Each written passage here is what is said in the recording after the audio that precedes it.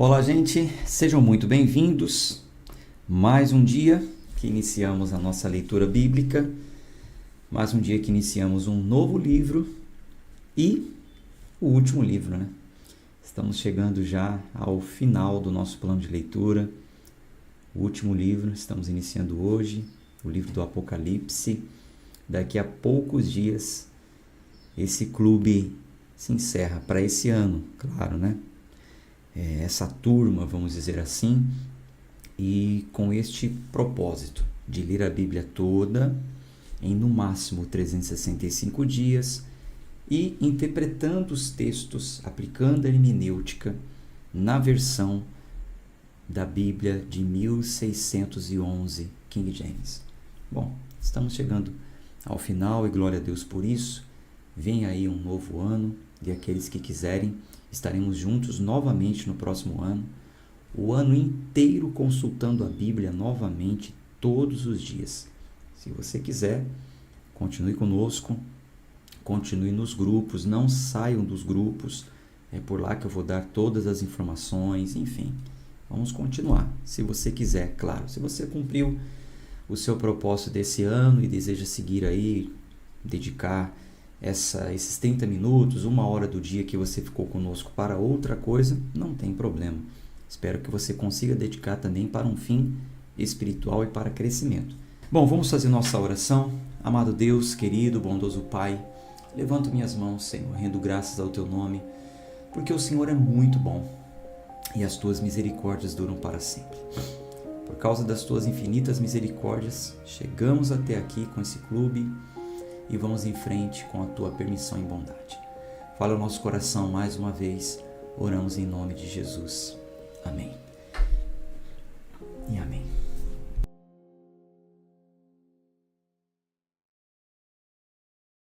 Bom, como sempre, antes de iniciarmos a leitura do livro, eu trago para vocês uma visão panorâmica. Qual o caráter desse livro? Ele fala sobre o quê? Qual é a sua audiência? O que podemos esperar ao ler esse livro? Em que tempo ele foi escrito? Com qual propósito? Qual a sua contribuição bíblica? Vamos conversar um pouco sobre isso. O que acontece?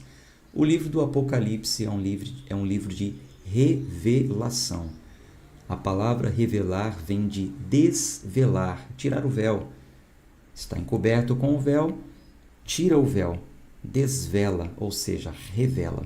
Então, Jesus, ele vai tirar o véu, ele vai desvelar, ele vai revelar coisas que estava para acontecer em dois tempos.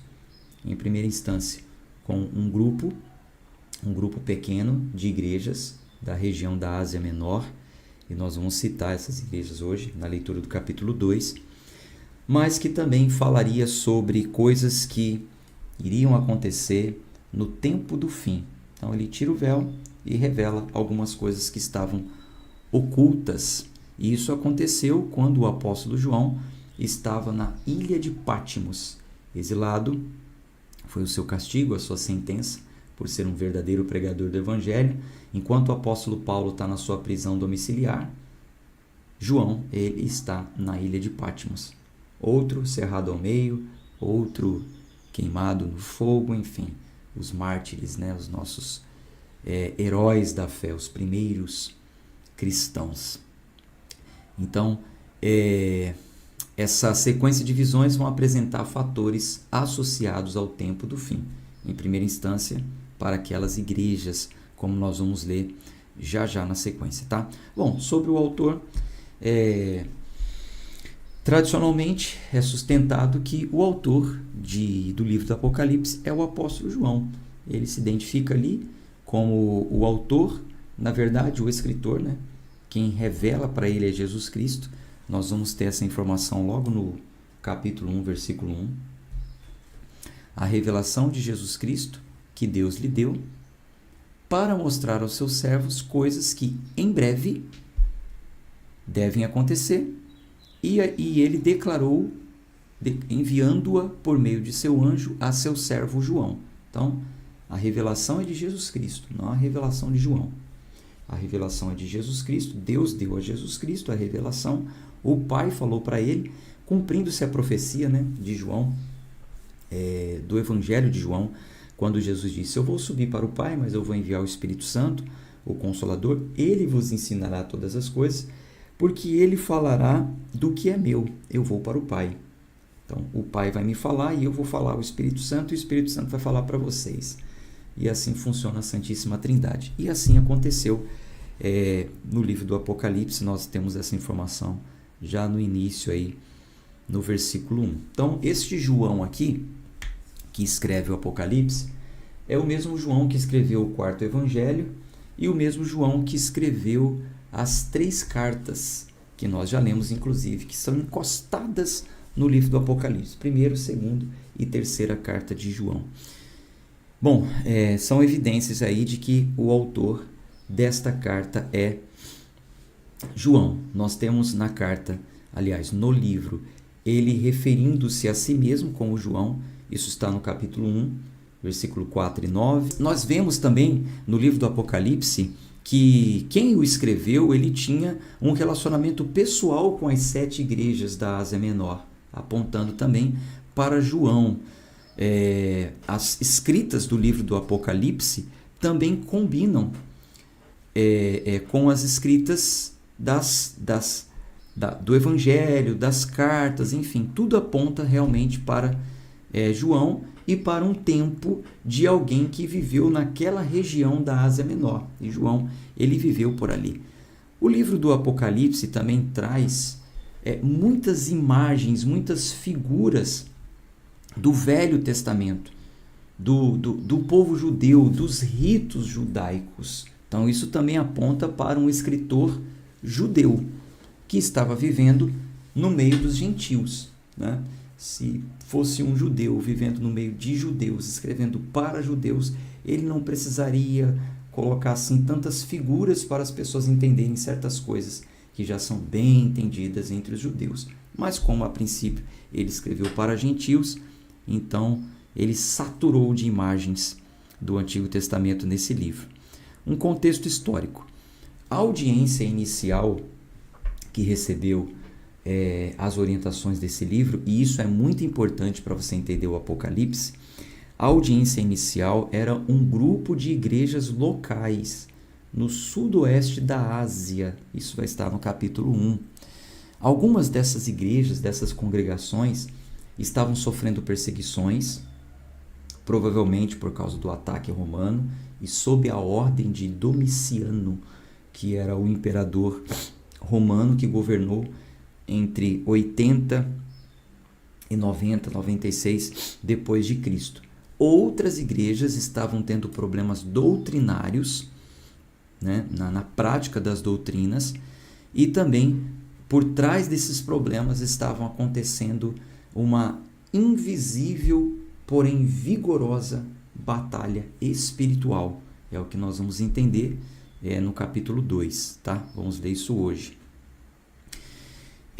Quando eu digo para vocês que é importante que você entenda que, primariamente, a audiência inicial dessa carta foram algumas igrejas da região da Ásia Menor, é pelo seguinte: existiam muitas outras igrejas naquele tempo. Não tinha as igrejas só da Ásia Menor. Só que quando a gente olha no mapa, a localização da ilha de Patmos, que é encostada vamos supor que a minha mão aqui é a Ásia Menor e a ilha de Patmos está aqui. Ó. Então, João foi exilado para a ilha de Patmos, um pontinho aqui. Ó. Então, quando a gente olha no mapa, da ilha de Patmos para a região da Ásia Menor, a entrada aqui na Ásia já tem algumas cidades. E na rota das estradas, até chegar aqui, então tem uma rota e com algumas cidades. E nós vemos de cara essas 7 cidades citadas no livro do Apocalipse. Tem outras cidades, tem outras igrejas, tem outra região que tinham igrejas. Mas a gente percebe que essas 7 igrejas que já estavam na rota inicial, ou seja, os primeiros que poderiam receber aquela carta de alguém que estava exilado na ilha de Patmos. Então, é interessante que essas 7 igrejas representam todas as igrejas, porque cada uma estava enfrentando uma dificuldade, tinha um elogio, uma exortação, enfim, aquilo serviria para toda a Ásia, não só a Ásia Menor, para os outros continentes, inclusive para nós, para a Igreja de Cristo num todo. Essas 7 cartas representam a Igreja de Cristo num todo, tá? Bom, o livro foi escrito com que finalidade, que propósito? Grande parte do livro do Apocalipse se concentra em eventos para o fim escatológico. Esse ano nós lemos a Bíblia aplicando a hermenêutica e eu dei uma ênfase à apologética, que é a defesa da fé. A escatologia é um estudo que pega desde as primeiras menções que fala sobre a volta de Cristo até a última. Então olha-se para a Bíblia com esse interesse, deixa eu entender quando aconteceram as promessas, quais foram as primeiras a se cumprirem, quais ainda não se cumpriram, quando se cumprirão. Não é uma escala, a escatologia. E o livro do Apocalipse, ele é muito rico nessas informações escatológicas e já apontando para o fim. O fim do estudo da escatologia é o livro do Apocalipse e não outras revelações. Como nós vamos ver no último capítulo, encerra o livro, não terá mais revelações. Se alguém acrescentar alguma revelação, esse tal terá punição. Nós vamos ler isso lá no capítulo 22 juntos, tá? Bom, apesar de concentrar uma maior parte de informações escatológicas e para o tempo do fim, o livro do Apocalipse também traz conselhos práticos para cristãos e não cristãos. Aliás, não só conselhos, mas ele orienta quanto às suas escolhas, a minha, a sua escolha, as nossas escolhas, a escolha da humanidade, e ele ainda mostra que as nossas escolhas, elas possuem consequências finais. Então, é muito importante entendermos também o livro do Apocalipse. Isso contribui para todo o entendimento bíblico, porque ele traz uma visão completa sobre a teologia, sobre o estudo de Deus. Esse livro traz aspectos de Cristo, fala a respeito de Cristo, fala da humanidade, fala do pecado, fala do povo de Deus, tanto da igreja de Israel como a igreja de Cristo num todo, fala dos santos anjos, fala de Satanás e seus demônios, enfim, ele tem um material muito importante sobre o poder de Deus, sobre a Santíssima Trindade e sobre a obra do Espírito Santo nas Escrituras, como ele trabalha nas Escrituras. Então, contribui muito para toda a Bíblia, o livro do Apocalipse. Diria que é um resumo de toda a Bíblia, o livro do Apocalipse, tá bom? Então, assim, nós vamos observar a leitura do capítulo 1 e o capítulo 2. Fique calmo, fique tranquilo, todos vão entender o que está escrito, principalmente aqueles que já vêm comigo aí desde o início do ano. Eu farei breves comentários quando necessário, tá? Não é um estudo do Apocalipse. Não se decepcione, deixa eu já alinhar aqui a sua expectativa. Não é um estudo. A gente não vai ficar aqui querendo descobrir o que é a marca da besta, o que é isso, o que é aquilo. Nós não vamos ficar confabulando nada. Nós vamos ler e entender os textos. Estudo do Apocalipse. Vamos deixar para outro ambiente e para o próximo ano. Aí a gente estuda com mais tempo, pega aí algumas coisas da escatologia, faz algumas comparações, enfim. Vamos olhar para o texto para entender o principal, para ninguém ficar alienado, tá? Então, o primeiro e o segundo capítulo é uma leitura bem tranquila, bem narrativa, não tem muita coisa para comentar não, tá? Apocalipse capítulo 1, versículo 1. A revelação de Jesus Cristo que Deus lhe deu para mostrar aos seus servos coisas que em breve, então algumas coisas iriam acontecer em breve, outras no tempo futuro, tá? Devem acontecer. E ele a declarou enviando-a por meio de seu anjo ao seu servo João, que deu testemunho da palavra de Deus e do testemunho de Jesus Cristo e de todas as coisas que ele viu. Abençoado é aquele que lê e aqueles que ouvem as palavras dessa profecia. Glória a Deus. Então, se nós estamos lendo, nós somos abençoados, né? E guardam estas coisas que nela estão escritas, porque o tempo está próximo. Então, a bênção se completa se nós guardarmos essas coisas. Versículo 4. João, então, João, refere-se a si mesmo, às 7 igrejas que estão na Ásia.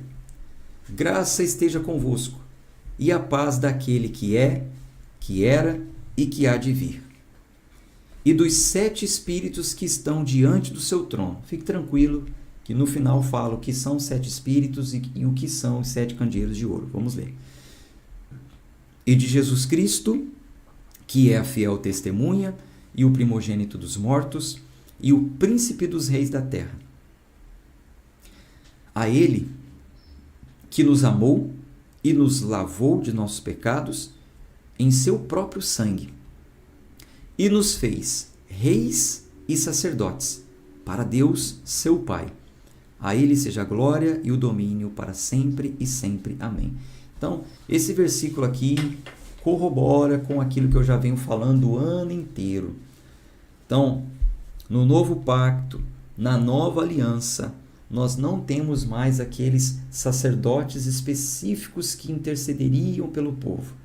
Arão, seus filhos e assim por diante. No novo turno de sacerdotes, quem entra como sacerdote? Cristo é o sumo sacerdote e por causa dele todos nós nos tornamos reis e sacerdotes. A unção que era derramada sobre reis, a unção que era derramada sobre sacerdotes está sobre nós. O acesso que eles tinham à presença de Deus, nós temos também, por causa de Jesus Cristo. Tá? Versículo 7. Eis que ele vem com as nuvens, e todo o olho há de vê-lo, e também aqueles que o perfuraram, e todas as famílias da terra se lamentarão por causa dele. Assim seja. Amém. Eu sou o Alfa e o Ômega, o princípio e o fim, diz o Senhor, que é, que era e que há de vir, o Todo-Poderoso. Eu, João, que também sou vosso irmão e companheiro na tribulação e no reino e na paciência de Jesus Cristo, estava na ilha que é chamada de Patmos, por causa da palavra de Deus e do testemunho de Jesus Cristo. Então ele foi preso, foi exilado por causa da palavra de Deus e por testemunhar a ressurreição de Jesus Cristo. Eu estava no Espírito no dia do Senhor, e ouvi por trás de mim uma grande voz, como a de uma trombeta, dizendo: Eu sou o Alfa e o Ômega, o primeiro e o último. O que tu vês, escreve em um livro e envia-o às 7 igrejas que estão na Ásia: a Éfeso, a Esmirna, a Pérgamo, a Tiatira, a Sardes, a Filadélfia e a Laodiceia. E voltei-me para ver a voz que falava comigo. E voltando-me, eu vi 7 candelabros de ouro. No meio dos 7 candelabros, alguém semelhante ao Filho do Homem, vestido com uma roupa comprida até os pés, e cingido com um cinto de ouro no seu peito. Sua cabeça e seus cabelos eram brancos como a lã, tão brancos como a neve, e os seus olhos eram como uma chama de fogo, e seus pés como bronze polido, como se queimassem em uma fornalha, e a sua voz como o som de muitas águas. E ele tinha em sua mão direita 7 estrelas, e da sua boca saía uma espada afiada de 2 gumes, e a sua face era como o sol quando brilha em sua força. E quando o vi, caí como que morto aos seus pés. E ele pôs sua mão direita sobre mim, dizendo: Não temas, eu sou o primeiro e o último. Eu sou ele que vive e que estava morto, e eis que eu estou vivo para sempre. Amém. E tenho as chaves do inferno e da morte. Escreva as coisas que tu tens visto, as que são e as que hão de acontecer. O mistério das 7 estrelas que tu viste em minha mão e dos 7 candelabros de ouro. As 7 estrelas são os 7 anjos das 7 igrejas, e os 7 candelabros que tu viste são as 7 igrejas. Ponto. Não há mistério, já está tudo revelado, não temos que confabular nada, está tudo tranquilo até aqui. João teve uma visão, o Filho do Homem, Jesus Cristo, é o que fala com ele, aquele que ressuscitou, ordena que escreva as coisas que ele está vendo, coisas que já são para esse tempo, coisas que seriam para um tempo futuro. E envia às 7 igrejas da Ásia. Fulana, Ciclana, Beltrana, essas 7. Envia para lá. Você viu 7 estrelas, 7 candeeiros. As 7 estrelas representam os 7 líderes dessa igreja, aqueles que estão à frente dessa igreja. Nas cartas vai dizer ao anjo da igreja. Existem 2 debates teológicos, não vamos entrar nesse ponto. Um debate aponta para que fosse realmente um anjo guardião, um anjo que estava ali junto com a igreja. E um outro debate teológico diz que era o pastor, o líder, aquele que estava à frente daquela igreja na época. Não vamos entrar nesse campo agora. Mas o mistério é revelado dizendo que as 7 estrelas são os 7 anjos e os 7 candelabros são as 7 igrejas. Então você precisa começar a gravar isso. Se você puder, você até anota. 7 estrelas representam os pastores. 7 candelabros representam as igrejas. Porque nas cartas vai falar, virei sobre ti e removerei o seu candeeiro. Aí as pessoas ficam, ele vai remover o candeeiro. O que é o candeeiro? O candeeiro representa a igreja. Então, quando falar removerei o candeeiro, ou seja, eu removerei a igreja não vai existir mais aí. Simples, tá? Só a gente prestar atenção com a hermenêutica. Texto ajudando a entender o texto, certo? Vamos lá para o capítulo 2. Ao anjo da igreja de Éfeso escreve: estas coisas diz aquele que segura as 7 estrelas em sua mão direita. Quem está falando? Aquele que tem os 7 líderes na sua mão. As estrelas não representam os 7 líderes? Ponto, é simples. E o que anda no meio dos 7 candelabros de ouro. O que são os 7 candelabros? As igrejas, ou seja, eu tenho na minha mão os líderes e eu ando no meio das igrejas.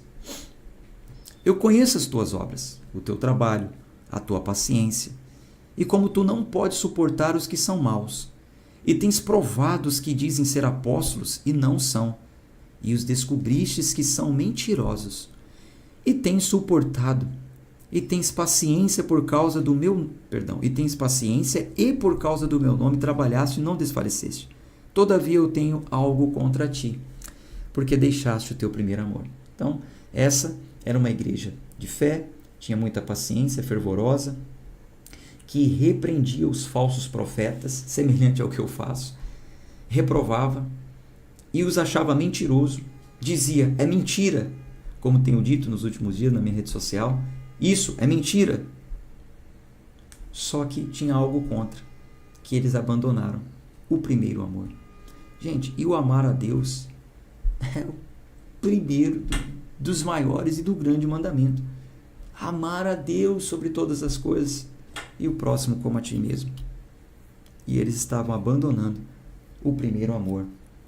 E aí ele fala, versículo 5, lembra-te, portanto, de onde tu caíste. Arrepende-te, faz as primeiras obras, senão eu virei a ti rapidamente e removerei o teu candelabro de seu lugar, se não te arrependeres. Então, se essa igreja, que começou muito bem, com boas obras, demonstrando o seu amor por mim, não se arrepender, eu vou remover desse lugar a igreja não vai estar mais aí. Simples, era o que ele estava falando. Mas, isto tu tens. Odeias os atos dos nicolaítas, que eu também odeio. Esses atos dos nicolaítas vai ser falado em outra carta, aí eu falo para vocês. Perdão. Aquele que tem ouvidos, ouça o que o Espírito diz às igrejas. Gente, ouvido todo mundo tem, né? Todo mundo tem. Aquele que tem ouvidos, ou seja, aquele que está atento a isso, aquele a quem chega essa revelação, dê ouvidos. Fique atento, atente o que eu vou dizer. Versículo 7. Aquele que tem ouvidos, ouça o que o Espírito diz às igrejas. Àquele que vencer, eu darei de comer da árvore da vida que está no meio do paraíso de Deus. Vida eterna. Terá direito à vida eterna. E ao anjo da igreja de Esmirna, escreve, Estas coisas diz o primeiro e o último, o que estava morto e está vivo. Eu conheço as tuas obras, e a tribulação e a pobreza, mas tu és rico. Então aqui está falando sobre uma igreja que estava passando por tribulação. Eu conheço a blasfêmia dos que dizem que são judeus e não são, mas são sinagoga de Satanás. Não temas essas coisas que tu sofrerás?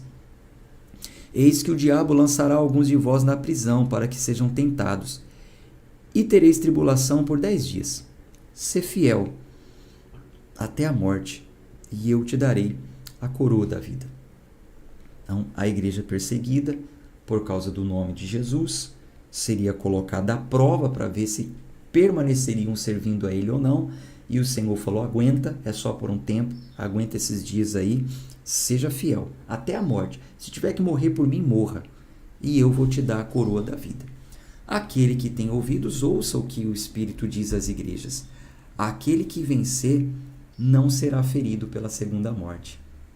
Pode até morrer aqui, mas a segunda morte, que seria a morte eterna, não vai ferir. E ao anjo da igreja em Pérgamo escreve: estas coisas diz aquele que tem a espada afiada de 2 gumes. O que é a espada afiada de 2 gumes, gente?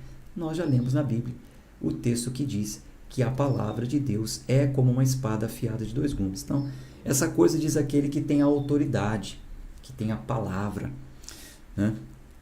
Versículo 13. Eu conheço as tuas obras, e onde tu habitas, onde Satanás está assentado. E tu retens meu nome, e não negaste minha fé. Mesmo naqueles dias em que Antipas foi meu mártir e fiel, e foi morto entre vós, onde Satanás habita. Mas eu tenho umas poucas coisas contra ti, porque tens aí os que sustentam a doutrina de Balaão. Então, aquelas obras dos nicolaítas eram semelhantes a essas aqui que estão sendo citadas agora. Tens aí alguns que sustentam a doutrina de Balaão, que ensinava a Balaque a lançar uma pedra de tropeço diante dos filhos de Israel para comerem coisas sacrificadas aos ídolos e para cometerem fornicação. Assim também tem os que sustentam a doutrina dos nicolaítas, a qual eu odeio. Então, todas essas obras que os nicolaítas estavam praticando, semelhante ao que aconteceu no tempo de Balaão. Vocês se lembram de Balaão? Balaão, ele foi contratado por um rei inimigo do povo de Deus para amaldiçoar o povo. Quando ele foi amaldiçoar o povo, ele não pôde amaldiçoá-lo. Deus falou: não amaldiçoe aqueles a quem eu abençoei. Só que aquele rei queria pagar para ele amaldiçoar o povo. Vocês se lembram dessa passagem? Balaão falou para ele: eu não posso, Balaque, eu não posso amaldiçoar esse povo é o povo de Deus. Mas por fim, ele não amaldiçoou o povo, porém revelou para Balaque como que o povo poderia enfraquecer. Coloque no meio desse povo mulheres bonitas, mulheres de outros povos. Eles vão cair em tentação, eles vão casar com essas mulheres são adeptas a outros deuses. Então a corrupção vai entrar no meio deles, outros deuses, vai entrar a idolatria, enfim, você vai enfraquecer esse povo. Então isso também estava acontecendo com essa igreja. E ele disse: arrepende-te, senão eu virei a ti rapidamente e lutarei contra eles com a espada da minha boca. Aquele que tem ouvidos, ouça o que o Espírito diz às igrejas. Ao que vencer, eu darei de comer do maná escondido e lhe darei uma pedra branca, e inscrito na pedra um novo nome, que nenhum homem conhece, senão aquele que o recebe. Que maravilha essa promessa, né? E ao anjo da igreja de Tiatira escreve: estas coisas diz o Filho de Deus, que tem seus olhos semelhantes à chama de fogo e os seus pés semelhantes ao bronze polido. Eu conheço as tuas obras, e a caridade, e o serviço, e a fé, e a paciência, e que as tuas últimas obras são mais do que as primeiras. Porém, eu tenho umas poucas coisas contra ti, porque toleras aquela mulher Jezabel, que chama a si mesma de profetisa, a ensinar e a seduzir meus servos a cometerem fornicação e a comerem das coisas sacrificadas aos ídolos.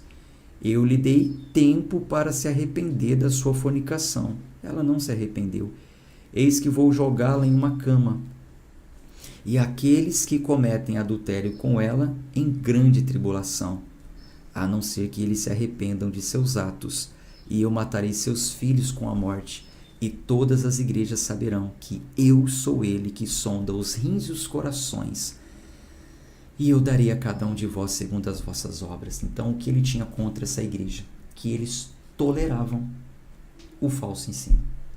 Era uma igreja boa, mas tolerava a fornicação. E eu já falei para vocês aqui que fornicação, nesse contexto, não diz respeito apenas a um relacionamento fora do casamento, mas é servir a Deus e a outros deuses. É Cristo e outras coisas. Então, uma igreja que tolera esse tipo de coisa no meio, sabe? Deus está falando, eu estou dando tempo para vocês se arrependerem. Vocês não vão se arrepender? Eu vou destruir essa igreja e todas as outras verão o que eu vou fazer. Profundo isso, né? Mas isso aqui é para o tempo do fim. Versículo 24. Mas digo-vos, e aos demais em Tiatira, e a todos que não têm esta doutrina, e que não têm conhecimento das profundezas de Satanás, como eles falam, eu não colocarei sobre vós nenhum outro fardo. Mas aquilo que vós tendes, retende-o até que eu venha. Ao que vencer e guardar as minhas obras até o fim, eu a ele lhe darei poder sobre as nações, e ele as governará com cetro de ferro, e como os vasos do oleiro elas serão quebradas em fragmentos, assim como eu recebi de meu Pai, eu lhe darei a estrela da manhã. Aquele que tem ouvidos ouça o que o Espírito diz às igrejas. Eu lhe darei a estrela da manhã. Vocês se lembram dessa polêmica que teve esse ano? Estrela da manhã. Foi a estrela da manhã, né? A estrela d'alva. No original, Lúcifer, né? Era um nome atribuído a falar, a se referir à estrela da manhã, a estrela d'alva, né? Para exaltar o rei lá de Tiro, né? O profeta falou, ó Lúcifer, ou seja, ó estrela da manhã, né? Mas não é um atributo que devemos dar a Satanás, né? E sim a Jesus, como está escrito aqui, mas esse debate já foi resolvido esse ano, né? Interessante que a última igreja é a única igreja que não tem nada contra, né? Ele fala, mas digo-vos aos demais em Tiatira e a todos os que Tiatira e a todos os outros que não têm o conhecimento das profundezas de Satanás, como eles falam, e eu não colocarei sobre vós nenhum outro fardo, mas aquilo que vós tendes, retende-o até que eu venha, permaneça fiel. Então, essas 7 igrejas, elas representam a igreja num todo. Então, as lições para essas igrejas proporcionam um ensino para todas as outras igrejas, tá? Então, assim a gente caminha com a nossa leitura. Hoje a gente para por aqui. Amanhã a gente continua no mesmo horário, se Deus quiser. Um abraço de fé e força. Até amanhã. Tchau, tchau. Eu irei mostrar para vocês agora a apostila do Plano de Leitura Bíblica Anual. Nela você terá uma visão panorâmica de cada conteúdo. Você vai observar o autor, o contexto histórico e o propósito do livro para a contribuição bíblica para o seu crescimento espiritual. Isso vai facilitar o seu entendimento sobre o que esperar do autor ao ler este livro. Na sequência, você terá também algumas anotações técnicas e comentários do pastor sobre as partes que foram destacadas durante a leitura ao vivo.